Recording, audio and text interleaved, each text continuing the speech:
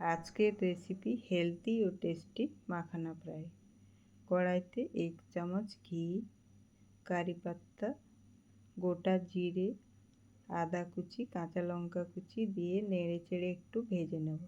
তারপর মাখানা দিয়ে 2-3 মিনিট ভেজে স্বাদ মতো বিট নুন দিয়ে একটি শুকনো কড়াইতে 1 কাপ বাদাম ভেজে খোসা ছাড়িয়ে মিক্সিতে একটু পিষে নেব। এরপর পিষে রাখা বাদাম মাখানার মধ্যে দিয়ে নেড়েচেড়ে সিমে রেখে 5 মিনিট মতো ভেজে নেব। মাখানা একটু কুরকুরে হয়ে গেলে গ্যাসের আঁচ বন্ধ করে দেব।